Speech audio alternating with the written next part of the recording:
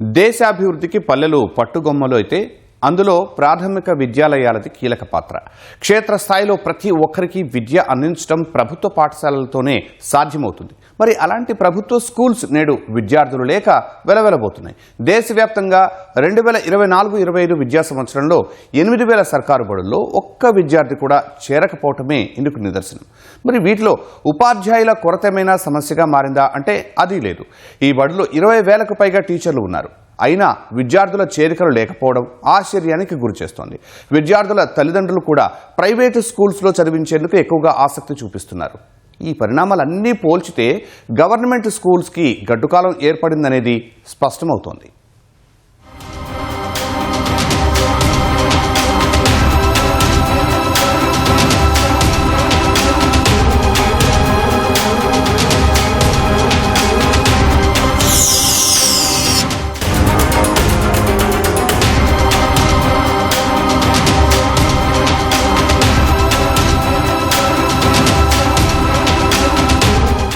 ప్రభుత్వ పాఠశాలల్లో ఒకప్పుడు విద్యార్థులు ఉన్నా ఉపాధ్యాయుల కొరత తీవ్రంగా ఉండేది.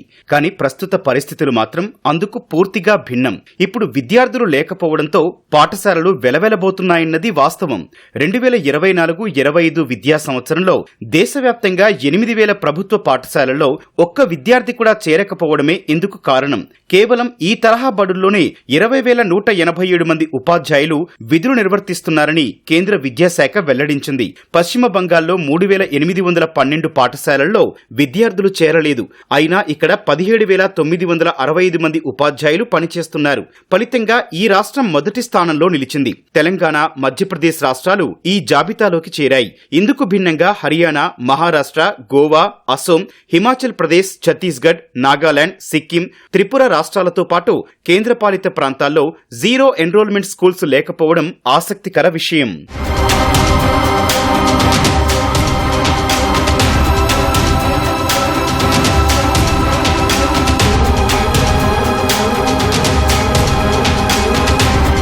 దేశవ్యాప్తంగా 10.13 లక్షల ప్రభుత్వ పాఠశాలలు ఉన్నాయి. ఇక్కడ ప్రస్తావించాల్సిన విషయం మరొకటి ఉంది. 2019-20 విద్యా సంవత్సరంలో 10.32 లక్షల గవర్నమెంట్ స్కూల్స్ ఉంటే 2024-25లో ఆ సంఖ్య 10.13 లక్షలకు పడిపోయింది. అయితే వీటిలో 1 కోటి మందికి పైగా ఉపాధ్యాయులు విధులు నిర్వర్తిస్తున్నారు. దేశంలోని అన్ని ప్రభుత్వ పాఠశాలల్లో 33 లక్షల మంది విద్యార్థులు ఒకే టీచర్ ఉన్న పాఠశాలలో చదువుతున్నారు.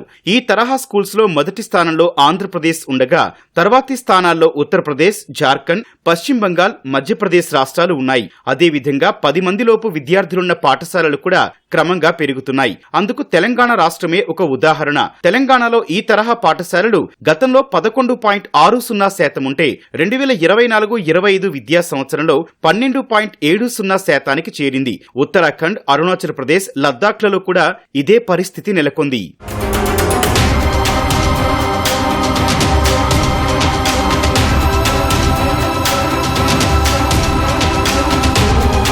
తెలంగాణలో కూడా జీరో ఎన్రోల్మెంట్ స్కూల్స్ ఎక్కువగానే ఉన్నాయి. కేంద్ర విద్యాశాఖ వెల్లడించిన సమాచారం ప్రకారం 2024-25 విద్యా సంవత్సరంలో దేశంలో 5,149 సర్కారు బడుల్లో ఒక్క విద్యార్థి చేరలేదని కేంద్ర విద్యాశాఖ నివేదికల్లో వెల్లడించింది. ఇందులో 2,081 పాఠశాలలు తెలంగాణలోనే ఉన్నాయంటే పరిస్థితి ఏ విధంగా ఉందో అర్థం చేసుకోవచ్చు.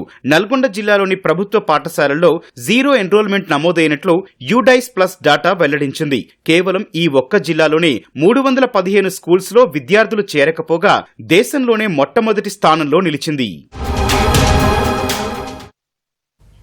పేదరికం, కుటుంబ ఆర్థిక సమస్యల కారణంగా ఎక్కువ మంది విద్యార్థులు చదువు మధ్యలోనే వదిలేస్తున్నారు.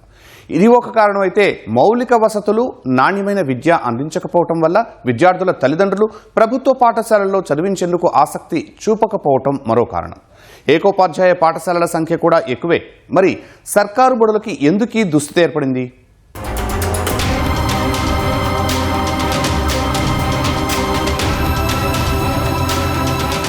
దేశంలో ఏకోపాధ్యాయ పాఠశాలల సంఖ్య కూడా ఎక్కువగానే ఉంది. ఈ తరహా ప్రభుత్వ బడుల్లో ఆంధ్రప్రదేశ్ ప్రథమ స్థానంలో ఉంది.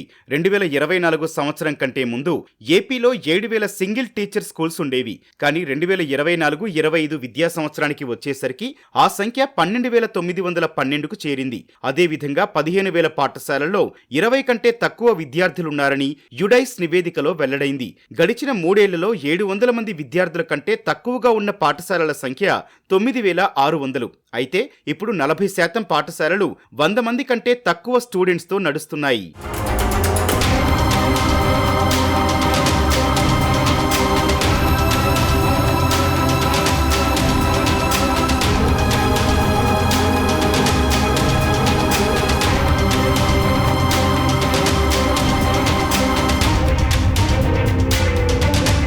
పేదరికం, ఆర్థిక సమస్యల వల్ల మధ్యలోనే చదువు మానేయడంతో విద్యార్థుల సంఖ్య క్రమంగా తగ్గుతోంది. రాష్ట్రాల వారీగా చూసుకుంటే 1 నుంచి 5వ తరగతి వరకు మణిపూర్ రాష్ట్రంలో అత్యధికంగా 12.6% మంది పిల్లలు మధ్యలోనే చదువుకు దూరమయ్యారు. అక్షరాస్యత ఎక్కువగా ఉన్న రాష్ట్రాల్లో కేరళ ఒకటి. ఈ రాష్ట్రంలో అత్యల్పంగా 0.1% మంది విద్యార్థులు మాత్రమే చదువును మధ్యలో ఆపేశారు. అలాగే సెకండరీ గ్రేడ్ స్కూళ్లలో ఒడిషా రాష్ట్రంలో అత్యధికంగా 25.9%, అత్యల్పంగా 0.4% మంది విద్యార్థులు డ్రాపౌట్ అయ్యారు.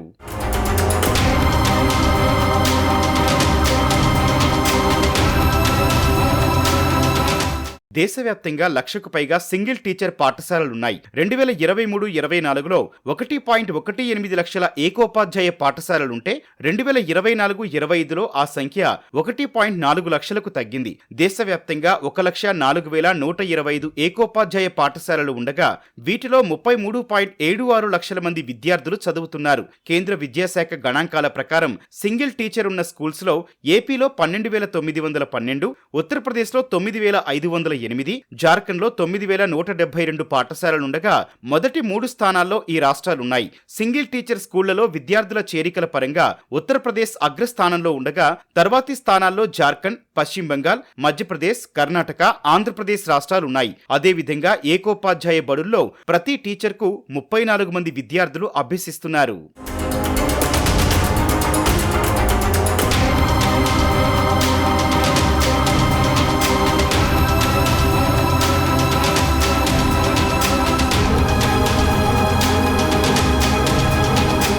నాణ్యమైన విద్యను అందించాలనే ఉద్దేశంతో పిల్లల తల్లిదండ్రులు కార్పొరేట్ స్కూల్స్లో చదివించడంతో గ్రామీణ స్థాయిలో ప్రాథమిక ప్రభుత్వ బడుల్లో విద్యార్థుల సంఖ్య తగ్గిపోతోంది. అంతేకాదు అర్ధాంతరంగా చదువు మధ్యలో వదిలేయడంతో విద్యార్థులు చదువుకు దూరం అవుతున్నారు. బీహార్, ఒడిషా వంటి రాష్ట్రాల్లో పేదరికం వల్ల చాలా మంది పిల్లలు చిన్నతనంలోనే చదువుకు దూరం అవుతున్నారు. వ్యవసాయ, వ్యాపార రంగాల్లో స్థిరపడడం ఫలితంగా నిరక్షరాస్యత శాతం పెరిగిపోతోంది. అలాగే రాజస్థాన్, ఉత్తరప్రదేశ్ ప్రాంతాల్లో చిన్నతనంలోనే పెళ్లిళ్లు చేయడం వల్ల అమ్మాయిల సంఖ్య తగ్గిపోతోంది.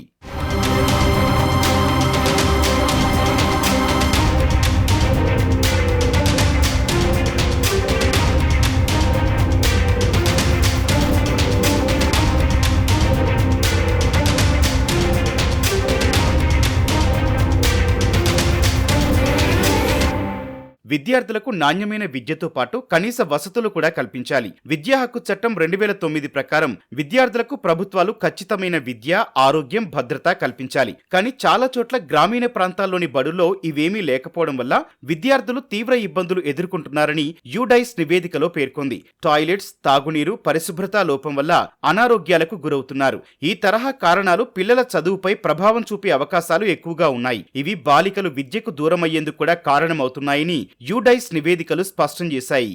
విద్యా హక్కు చట్టం వచ్చిన తర్వాత గత 15 ఏళ్లలో రేషులేషన్ జరిపి 1:30 నిబంధన అమలు జరిపి 30 మంది పిల్లల వరకు ఎన్ని క్లాసులున్నా ఒకడే ఉపాధ్యాయుడు, 60 మంది పిల్లల వరకు 2 ఉపాధ్యాయులు అనే పద్ధతిలో నిర్ణయించడంతో ఆ ఉన్న 1-2 ఉపాధ్యాయ పోస్టులు కూడా ఖాళీగా ఏళ్ల తరబడి ఉండటం, అవి భర్తీ కాకపోవడంతో ఉన్న ఒక ఉపాధ్యాయుడు 5 క్లాసులు 18 సబ్జెక్టులు బోధించడంలో నాణ్యమైన విద్య వస్తుందనేటువంటి నమ్మకం లేక తల్లిదండ్రులు ప్రభుత్వ పాఠశాలలో పిల్లల్ని ప్రైవేట్ వైపుకి మొగ్గు చూపారు. గవర్నమెంట్ స్కూళ్ళ పట్ల ప్రజలకు ఆదరణ తగ్గడం ఒకవైపు అయితే, రెండో వైపు ఎన్రోల్మెంట్ ఉన్న స్కూళ్ళ పరిస్థితి చూసినప్పుడు అర్బనైజేషన్ పెరుగుతున్న పరిస్థితుల్లో పేరెంట్స్ వలసరీత్యా పట్టణాల్లోకి రావడం, దానివల్ల పట్టణాల్లో విద్యార్థుల సంఖ్య పెరుగుతూ ఉన్నది.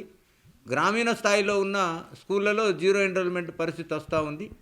అంతేకాదు చిన్న చిన్న హ్యాబిటేషన్స్లో గతంలో స్కూళ్ళు పెట్టారు.